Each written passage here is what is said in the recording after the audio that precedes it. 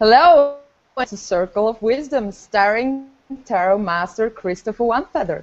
Circle of Wisdom is a web series where we dive into the magic of tarot divination every Wednesday and reveal the mysteries of the unseen eye. My name is Iwona White. I'm an Archangel reader, a Soma practitioner, and proud to be your co-host today. Our host is a long-standing contributor to the Lightworker community. Seasoned psychic, tarot master, and self-published author Christopher OneFeather.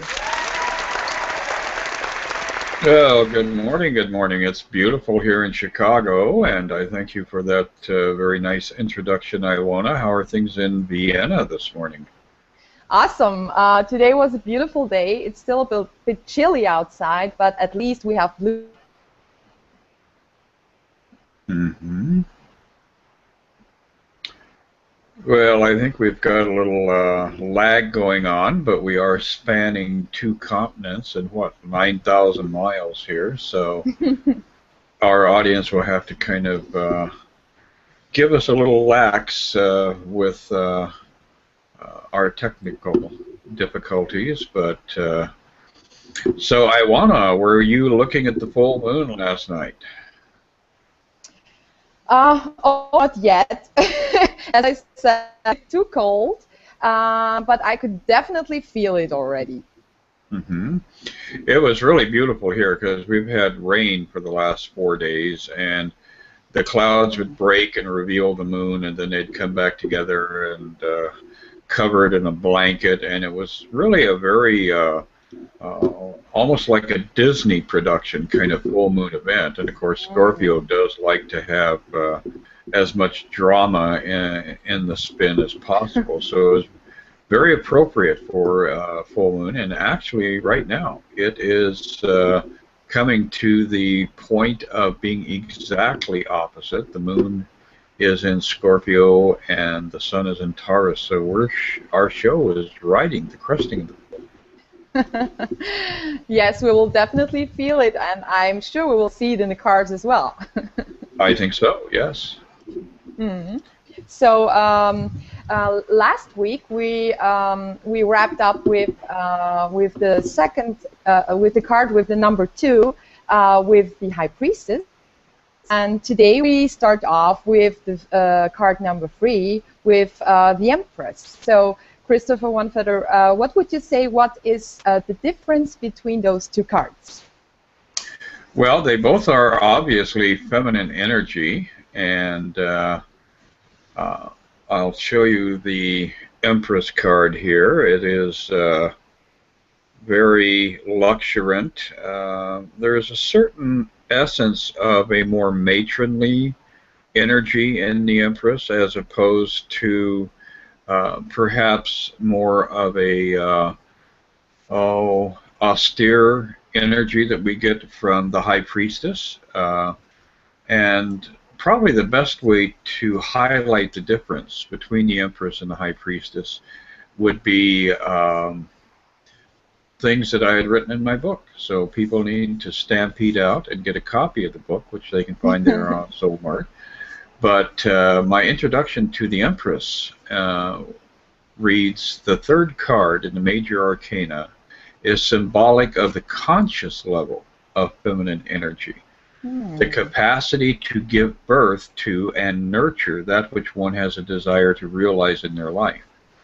All that we create enters the physical realm from the womb of the hidden mind, the High Priestess.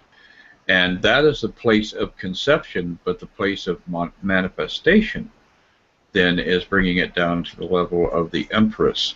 So we have all of these images that come to mind of a matronly woman who takes care of things, who is a nurturer, who is an earth mother, who is completely committed to taking something from birth and giving it the support so that it grows into maturation. So does that seem to make sense? Totally. It's like the natural development. If I imagine a woman that is pregnant that the idea manifesting on Earth that we had before in the Magician, in the High Priestess, and now this idea comes to light, and the Empress birthed to this manifestation in her womb, and it comes out to the light of day, no? Yes, and that is really what we're doing. We're watching the cards evolve with this story of the manifestation into the material world of the individual. So we started with, you know, that inception point with the Fool. Then we see the Magician, the conscious mind. Oh, look at the world I'm surrounded by. Then we had the High Priestess, which is the unconscious mind, which is stuff is going on, but I'm not necessarily aware of it. And then all of a sudden we have the Empress. Oh, well, this was the stuff that was going on because it's giving birth. It's being brought into an actual physical form. So, yeah, we're seeing the journey begin to really take on that dance between the two elements of conscious and subconscious. And Christopher, do you maybe have a passage from your book about the Empress for us today? Well, that was what I just read. Oh, that was what you just read. Okay, I'm sorry. Yeah. Okay, good. So if you're interested in buying Master OneFeather's book, you should come down to soulmark.me, and the Metaphysical Tarot Workbook, it's available there. And you'll also find links to his book and the ability to purchase a private reading with Christopher as well. Come down and check it out. And when it comes to the Empress card, what can you tell us about the images we can see, or symbols, or the number 3 even that is on the card? Well, 3, of course, the trine, you know, is used in a lot of different imagery, and it gives us the idea that by the union of the two elements, masculine, feminine, or, you know, day, night, or whatever, a third party is brought into that essence of that union. And so the trine represents, in Christendom, the Father, the Son, and the Holy Ghost. We have that pyramidal shape, the pyramid, showing up throughout history in a multitude of different formats. But the idea is having two anchors, the two outside edges anchored on this flat region, and they are pointing to a common point in the heavens, which is the idea of ascension or getting to a higher plateau, so that you have a much broader perspective. Within the Empress, you know, a lot of the cards, number 1, they have Venus very much highlighted because we associate the planet Venus with the Empress. The other thing that I see a lot of are, you know, symbols of fertility. You have children. Some cards actually have the Empress breastfeeding a child. You do have the idea of nurturing, and the Empress is tending a loom or a spinning wheel. So she's creating garments. There's a large number of plants in full bloom, the rose, the lily, you know, different things that we associate with the Earth Mother kind of imagery. So, very interesting. So that means it's really a bit of a Taurus energy then. Oh, it absolutely is a very Taurian card. But it definitely has essences of all 3 of the Earth signs. You know, you can find elements that make sense in association with Virgo, and elements that make sense in association with Capricorn. And it's also very watery. You know, the Earth signs and the water signs are feminine, and the fire signs and the air signs are masculine. So once again, by astrological association, we would associate the Empress with earth and water. Okay, so there is then we could also say this nurturing and this caring for and giving birth is like Cancer energy, no? Yes, absolutely, yes. Wonderful. Yeah, and we're seeing how the early stages of the journey in the tarot is like the early stages in, the journey through the wheel. Wonderful. That's really it's really clicking together. All those systems always click, like numerology, astrology, and tarot. It's like different aspects of an expression of the whole system and how the creation works. So it's really wonderful to watch that clicking together, and yeah, it's really awesome. Absolutely. Christopher, I don't know if you heard about it, but actually on this weekend, why Europe and especially Austria is so excited is because Austria, or whole Europe, gave birth to the new Empress of Europe or Austria. Did you hear about it? Yes, I in fact have, and I get a lot of my information on current events through YouTube because I really have a problem with listening to mainstream media. It's usually very, very dark, or at least from my perspective. But yes, I noticed the postings were on YouTube immediately, and the bearded lady finally got a chance to sing. Yay! Conchita Europe from Saturday night on, and it's so interesting for those who don't know what we are talking about. Maybe we can see the first picture we have prepared of the bearded lady named Conchita Wurst. It's a picture where we can see her accepting the trophy. It's about the biggest music contest in Europe that is held once a year. And every country in Europe sends their of the song of the year, and they're competing for the crown. And this year, after 40 years or more than 40 years, it's the first time that Austria won again. And wonderful. And we're all very happy, and we will see the picture very soon. It's Conchita Wurst holding flowers and the trophy, and it's so special because he or she was really harassed a lot and criticized a lot, especially from Eastern countries like Russia, and there was even an anti-Facebook group that was really posting very, very bad things and very mean stuff, and it was not easy for him or her. But at the end, tolerance won, and Europe voted for him or her as the Queen of Europe. Yes, and I think that it's really more about social interaction and human dignity and the evolution of our consciousness as a collective into that area of greater and greater levels of tolerance.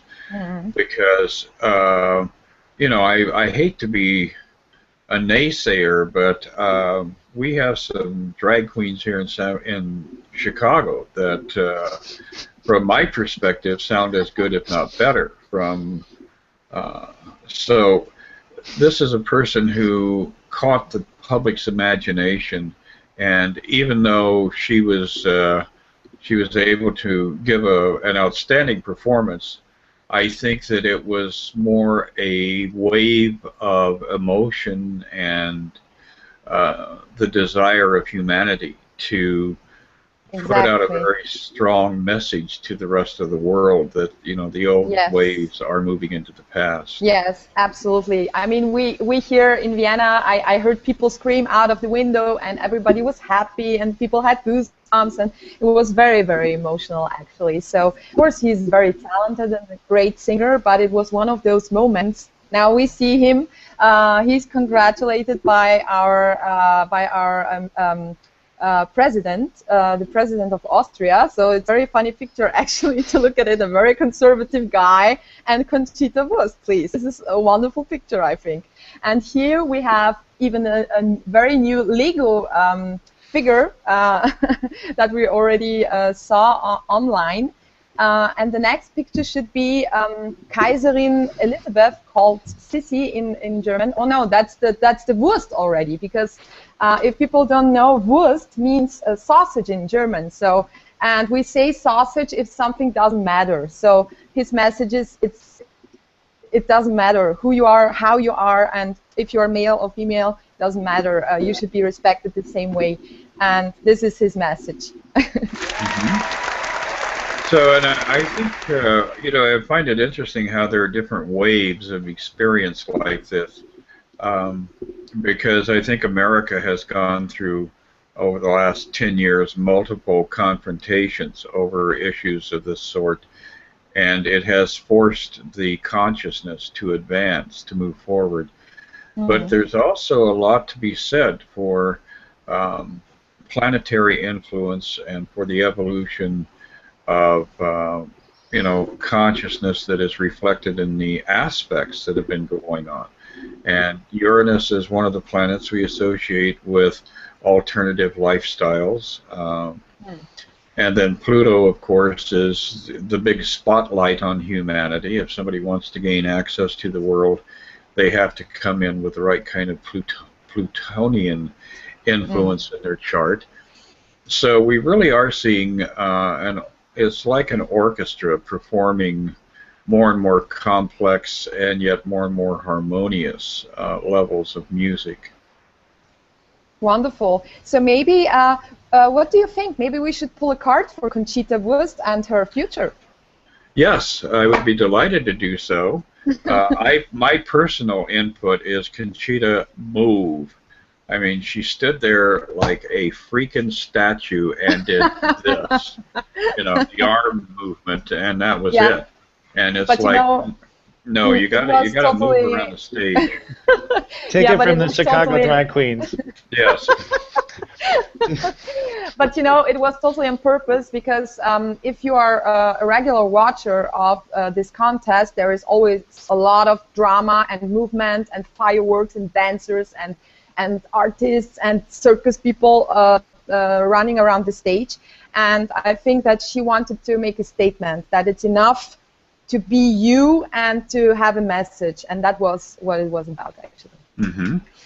Well, she was kind of like a reintroduction of the Statue of Liberty being brought to Vienna, I guess you could say. But awesome. Conchita's card, interestingly enough, once again, we're talking about statues and showing the light, illuminating the journey for the rest of us. And there's Conchita standing on the top of one of those magnificent peaks there, surrounding Vienna and illuminating the world with her own vision of inner light, and I think that does make sense. It totally makes sense. She would love that card, and I'm friends with her on Facebook, so I will write her.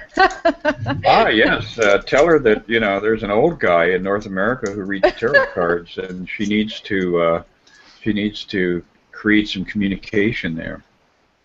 I'll totally do that. I'll so do that. So, Master OneFeather, so what do you think?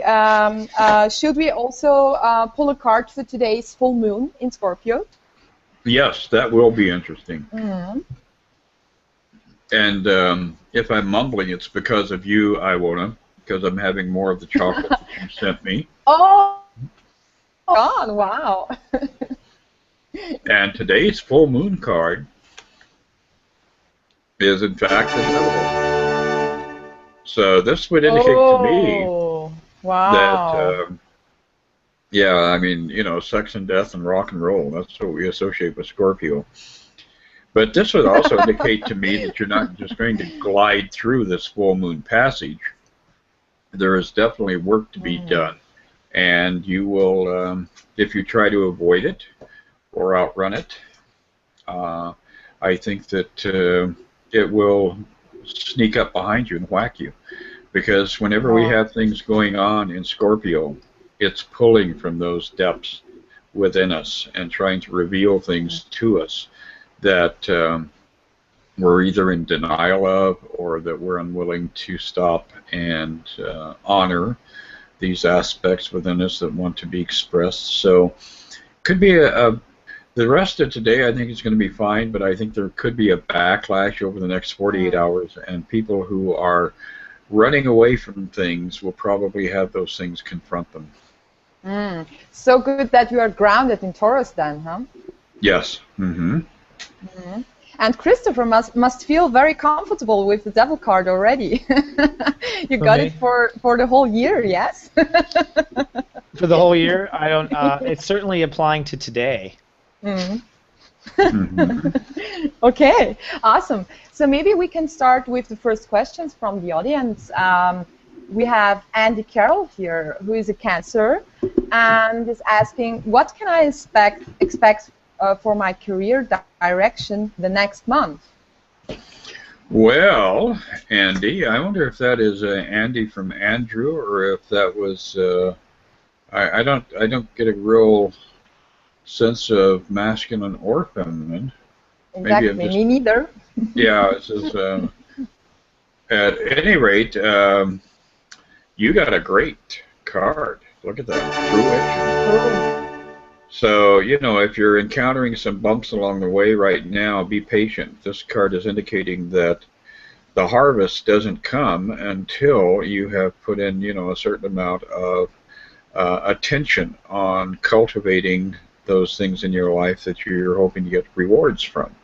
And the Seven of Cups, the Seven of Coins is a very strong indicator that you are going to get the rewards. So stick with it, because your career is going to, you're definitely going to be moved in the right direction, and you're going to see some positive things start sprouting up, especially as we head into June and July.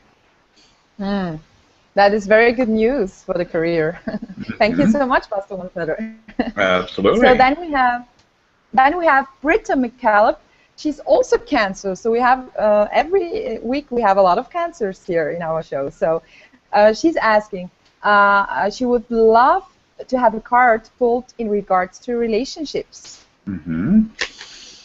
Well, the nightmare is over, the Nine of Swords. So whatever cycle you've been stuck in, I would say that, you know, a lot of failed or frustrating relationships from the past are really moving into the past.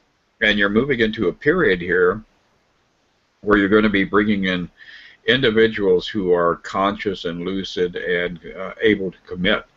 So, you know, I would say that things are looking very good as we advance forward. And, you know, I'm getting a lot of that association with Jupiter. As Jupiter is advancing and moving now toward Leo, I think a lot of the turmoil and a lot of the goofiness and craziness that Cancers have been experiencing, because having Jupiter in their natal house of their sun and having Pluto opposing that, you're going to see, you know, a certain amount of turmoil and having to confront things. But now with Jupiter's advance forward, I think things are going to calm down. I think your Cancers in general are going to be entering into, you know, kind of their time. Their time is about to arrive. Wonderful. And all the Cancers are screaming, finally! Now. Yes. So, absolutely. So if you're watching us on the internet, you can join the conversation. So just navigate to tweetalk.tv and you will find a live chat room to meet other viewers and links to join our show live. So, or you can even reserve a seat for a mini reading anytime you want there in our studio audience. So all of these options are available at tweetalk.tv. So then we have a question from Teresa, a Libra. She's asking, do I sign up for a course to become a PSW, personal support worker, health industry? And for Teresa, I would say do so. This is the Three of Coins, and this is attaining a very highly professional level, almost effortlessly. So I think you already have most of the skills. I think it's just, you know, working on documentation, and you're kind of like a diamond in the rough, and this would be that polishing process. But I think more importantly, you need to pay attention to the activity of Mars, and I wouldn't initiate until Mars turns around and starts to advance, because Mars currently is retrograde in your chart. And as soon as Mars, at the end of this month, starts to advance forward, I would really get out there and, make things happen. Grab that Mars energy and energize your life. Sign up for classes, get out and start socializing, and I think you'll really see some good times on the horizon here. Very nice, very nice. I think we all are waiting until Mars finally goes direct. It has been such a long journey with Mars retro. Yeah, it absolutely has, and we've had some very unusual retrograde activity this year so far. We had that initiation with Venus retrograde, and we had Mars retrograde, and it's been retrograde forever. Like you had said, we've had a lot of interaction with other planets going from direct to retrograde and kind of bogging things down. Saturn is currently retrograde. So I think that by the end of this year, we're going to really see things finally shake loose. But it has been a kind of a spooky year with retrogrades. Oh, till now, yes, totally. So everybody, I think, is waiting for Jupiter in Leo. Yes, absolutely. So, Christopher, we have Kali Jan West here. She says, hi all. She would love a card today for her friend Ashley. Ashley is a Capricorn and is trying to change job and home. Well, for Ashley, look at this. It's the King of Rods. This is kind of the ultimate fire energy. So Ashley, don't drag your feet. Capricorns can be a little bit hesitant. They can be reticent to make changes because they are Saturn ruled and very earthy. This is saying you've got a fiery part of your consciousness, and you need to ignite that. You need to go into your own masculine side of your personality and of your consciousness and stimulate things. You have got to stir the pot. You've got to, light the fuse in order for the Roman candles to go off. So it really is entirely up to you. You have the power to do some amazing things. You've got to embrace it with enthusiasm.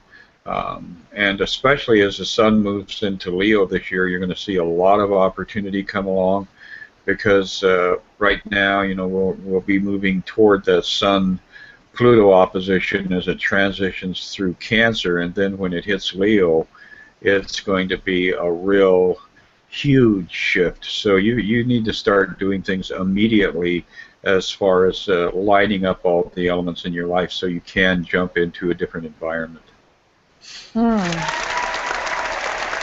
Thank you so much, Master OneFeather.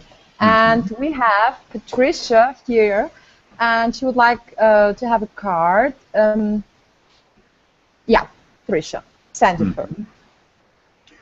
Well, Patricia is feeling lonely, and this is an interesting card because Virgos can polarize themselves from life. I would say that Virgo is one of the least social signs. Virgos are perfectly happy staying at home and dusting all their books in their library and that sort of thing. And the cards are saying you need to get out there and invest some energy in the activity of the world around you.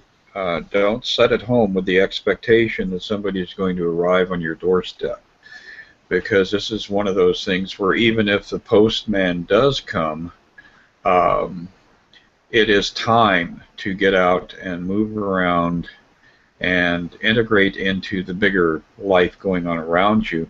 The Sun card is one of the most optimistic cards in the deck. So the cards are saying as soon as you take that first step, you are going to have immediate responses, and yes, you will find the love of your life. but the key word here is find.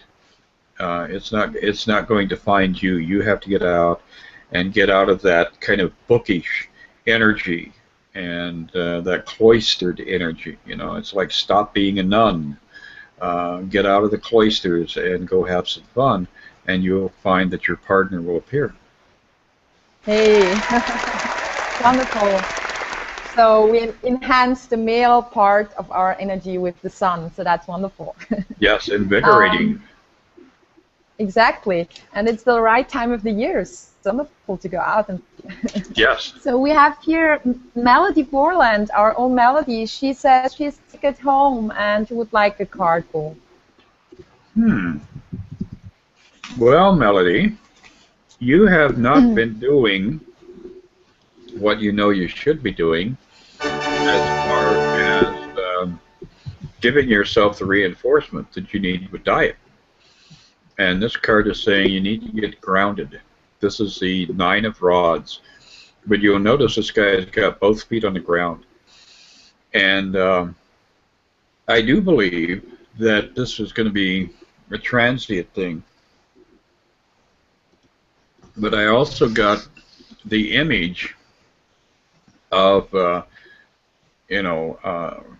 mineral-laden plants like spinach and broccoli and all these different things that you need to infuse your body with right now. You need a mineral boost, and as soon as you do that, you'll notice that everything else will start to come back online. Your immune system will pop, your your emotional range will level out. So really it's all about fresh leafy green vegetables and fresh fruit.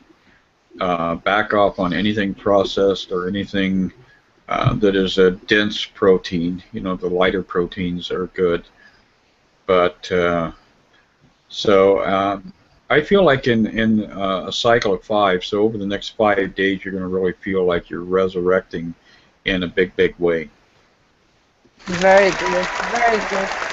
So, Melody, please get well very soon. And now we have Pat. She's a Virgo and needs to know if love will come into her life. Well, no, that was Patricia Sandifer. I just gave her a card. Oh, sorry. I thought that was 2 people. I'm so sorry, Muscle Feather. Not a problem. Okay. Yeah. Yeah, no. So in this case, sorry.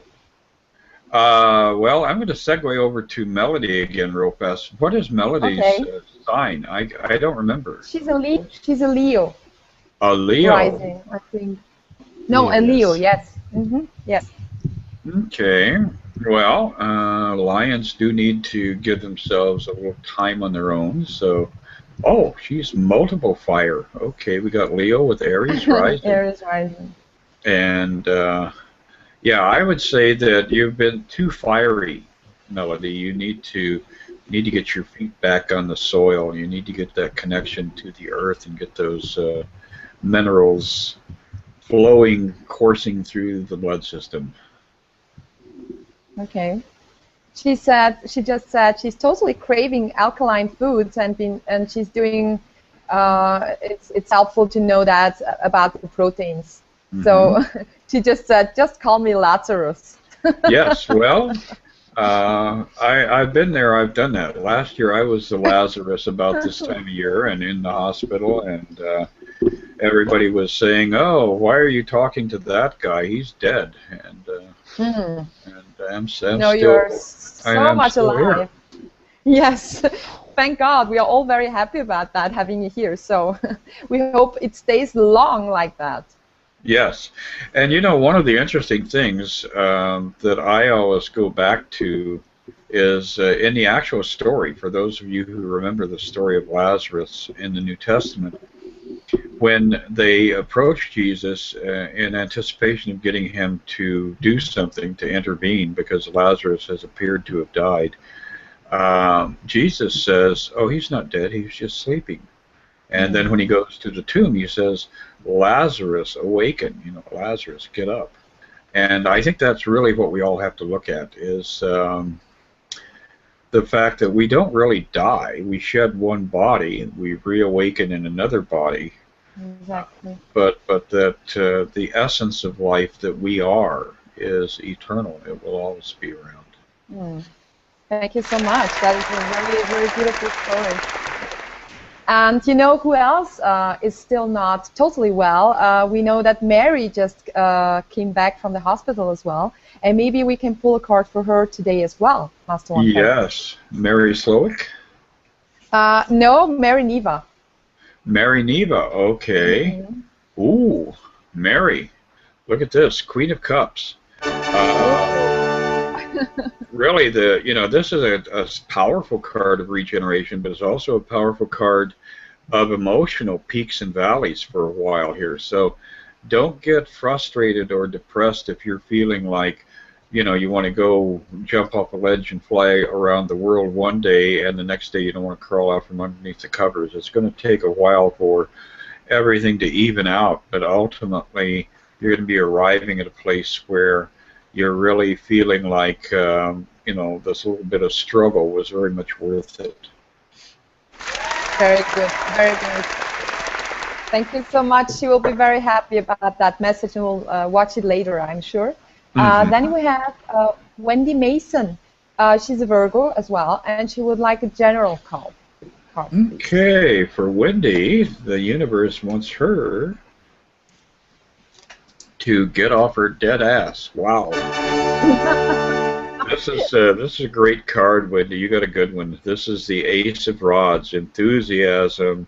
Get out there and dance in the rain and dance in the sun and just dance all over the place. This is a card of being consumed with the fire, the passion of, the expression that you are. You're ready to get out there and move through the world and to have the world acknowledge you. So it seems like all of you Virgos right now need to get out and feel the stimulation of the sun and feel that connectivity to the earth. I know Virgos love to put plants in the ground, and so this is their season. They're ready to start their planting and grooming their gardens, etc. Wonderful. So we again got back to the Empress and the earthy energy. And here we have a Taurus. It's Katie Mold. She would like a card, please, because she's having a lot going on lately, but not sure of where it's going. Well, the big thing is to stop worrying about it, Katie. All three of you Earth signs, but especially Taurus, you do tend to micromanage things, and it's like you need to take 3 steps back, breathe deeply, and go with the flow. This card implies serenity. So you're already at the place that you need to be.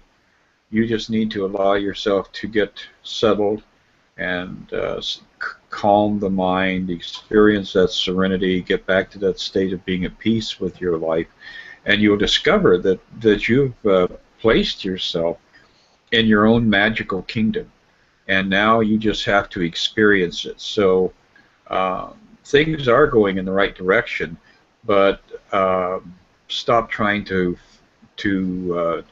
take the rudder, to take the steering wheel. Just go with the flow for a while and see what happens. Very nice. Thank you so much, Master OneFeather. I was just wondering if we maybe could pull a card for after the shift of the when the full moon is vanishing, and you said there will be a shift of in 48 hours. So we would like to look at the new energies after the shift. Well, the waning moon will be moving out of Scorpio and going into Sagittarius. Sagittarius is a restless energy, and I think it's going to be all about balancing. Remember what I was saying earlier in the program, that we really need to be in the moment and take care of whatever it is that we've been avoiding, and that creates the necessary balance. So as the moon advances through Sagittarius and then into Capricorn, we're going to see things level out in our lives. And yeah, and I would say a lot of people who have been really feeling restless or frustrated, I think that this full moon does have a potential to bring balance back into their lives. That sounds very, very good to me. Mm-hmm.